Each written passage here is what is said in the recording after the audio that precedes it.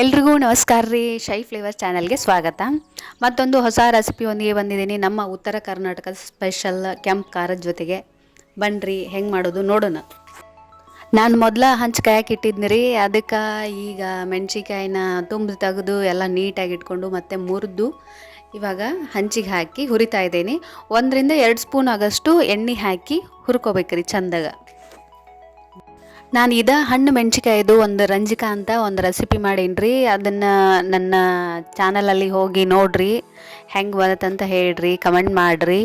ಮತ್ತು ಇದು ಹಣ್ಣು ಮೆಣಸಿನ್ಕಾಯಿದು ರುಚಿ ಹೆಂಗಿರುತ್ತೆ ಅಂತಂದ್ರೆ ಅದು ಉತ್ತರ ಕರ್ನಾಟಕದವ್ರಿಗೆ ಗೊತ್ತು, ನಾನೇನು ಹೇಳೋದು ಬೇಡ.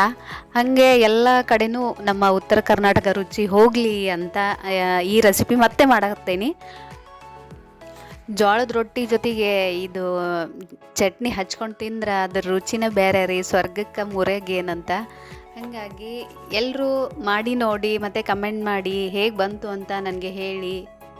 ಈ ರೀತಿ ಹುರಿದ ಮೇಲೆ ಮತ್ತೆ ಏನು ಮಾಡ್ಬೇಕಂದ್ರೆ ಒಂದು ಮಿಕ್ಸಿ ಜಾರ್ ತೊಗೊರಿ. ಜಾರ್ನ್ಯಾಗ ಇವನ್ನೆಲ್ಲ ಮೆಣಸಿನ್ಕಾಯಿ, ಬೆಳ್ಳುಳ್ಳಿ ಮತ್ತು ಸ್ವಲ್ಪ ಬೆಲ್ಲ, ಕರಿಬೇವು, ಉಪ್ಪು, ಜೀರಿಗೆ ಮತ್ತು ಸ್ವಲ್ಪ ಕೊತ್ತಂಬರಿ.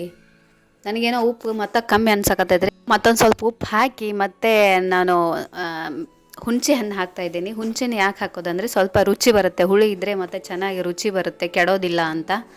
ಮತ್ತು ಮಿಕ್ಸಿ ಮಾಡಿದ್ಮೇಲೆ ಕೆಂಪು ಖಾರ ಹೀಗೆ ಬಂತು ನೋಡ್ರಿ. ಕೆಂಪು ಚಟ್ನಿನೂ ಅಂತ ಕರಿತೇವೆ, ಕೆಂಪು ಖಾರ ಅಂತೀವಿ ನಾವು ನಮ್ಮ ಉತ್ತರ ಕರ್ನಾಟಕ ಕಡೆ ಎಲ್ಲ. ರೊಟ್ಟಿ ಜೊತೆಗೆ ಹಚ್ಕೊಂಡು ತಿಂತಾ ಇದ್ದರೆ ಅದ್ರ ರುಚಿನೇ ಬೇರೆ. ಹಾಗಾಗಿ ಎಲ್ಲರೂ ನೋಡಿರಿ, ಶೇರ್ ಮಾಡಿರಿ, ಸಬ್ಸ್ಕ್ರೈಬ್ ಮಾಡಿರಿ. ಮತ್ತು ನನ್ನ ಬೋಂಡಾ ರೆಸಿಪಿಗೆ ಎಲ್ಲರೂ ಒಳ್ಳೆ ಕಮೆಂಟ್ ಹಾಕಿದ್ದೀರಾ, ಥ್ಯಾಂಕ್ ಯು ಸೋ ಮಚ್. ಹೀಗೆ ಕಮೆಂಟ್ ಮಾಡ್ತಾಯಿರಿ, ಮತ್ತು ಹೊಸ ಹೊಸ ರುಚಿಯೊಂದಿಗೆ ಮತ್ತೆ ಬರ್ತೇನೆ. Please like, share and subscribe and thank you for watching. ಯಾರೆಲ್ಲ ನನ್ನ ರೆಸಿಪೀಸ್ ನೋಡ್ತಾ ಇದ್ದಾರೆ ತುಂಬ ಹೃದಯದ ಧನ್ಯವಾದಗಳು. Thank you.